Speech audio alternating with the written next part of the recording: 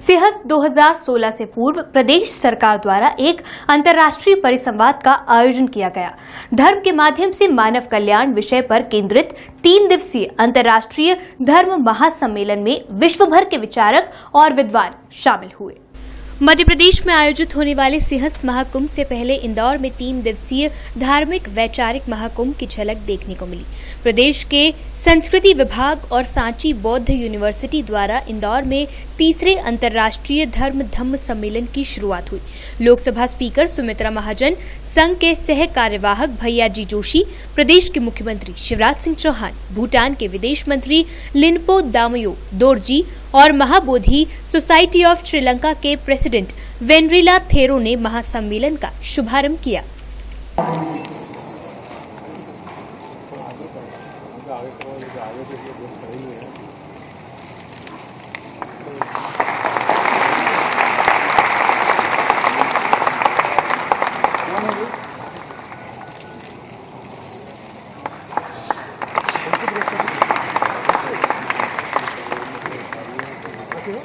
समारोह को संबोधित करते हुए लोकसभा स्पीकर सुमित्रा महाजन ने कहा कि समाज को आज एक सही दिशा में ले जाने की जरूरत है और इसके लिए धर्म की सही व्याख्या होनी चाहिए।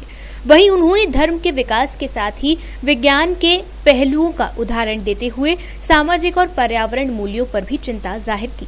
कहा था, अब मुझे लगता है ये भी we are becoming a global family, कहीं ना कहीं हम बहुत पास में आ रहे हैं, मगर इसलिए पूरे विश्व में क्या हो रहा है इसका चिंतन मनन इस संवत्सर में होता है, होना चाहिए।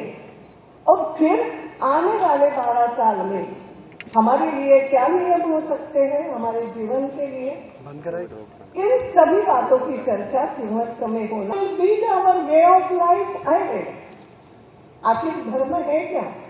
माननीय भैया जी अब अच्छे से समझाएंगे। मेरे मन में जो हमेशा प्रश्न आता है कि आजकल जब हम बहुत छोटे में चर्चा कर लेते हैं और कहीं ना कहीं धर्म और रिलीजन इसको हम मिक्सअप कर देते हैं। हम जिसको धर्म कहते हैं वो एक बहुत विशाल बात है, it's a way of life जिसको हम कहा जाता है। श्रीमती महाजन ने इस आयोजन के माध्यम से मानव शांति की सही दिशा तय होने की भी बात कही, जिसको वास्तव में रिलीजन ये शब्द को हमने मिक्सअप किया। मैं जहाँ तक मानती हूँ ये रिलीजन पंथ के लिए है, उपासना पद्धति, और धर्म जिसे हम बहुत बड़ी व्याख्या जिसकी होती है, जिसमें ये कहा गया है कि लाइफस्टाइल चेंज हो सकती है, it changes, but the inherent principle love, tolerance, humanity that remains same. और उसकी चर्चा होना चाहिए, ये पूरे विश्व के हिसाब से होना चाहिए। आज हम यहाँ पर जो एकत्रित हैं और इस विषय पर आने वाले 2 दिन उसके बाद भी कंटिन्यूअसली जब हम विचार करेंगे। मैं ये सब इसलिए बोल रही हूँ, ये अवश्य बाहर जब जाती हूँ विश्व में कई बातों की चर्चा होती है, तब ये लगता है कि अरे इन बातों की चर्चा तो हम पहले हिंदुस्तान में we have already discussed, we have it, लेकिन हम उसको भूल जाते हैं, बार बार याद दिलाना पड़ता है। इसके लिए बार बार ये धर्म सम्मेलन हर 12 साल में संवत्सर कुंभ, हर दिन नई कथा, जैसे अभी माननीय शिवराज जी ने कहा कथा गाँव में होती है, कथा के बाद हम धर्म की जय को भी कहते हैं और पूरे प्राणियों की जय की कहते हैं।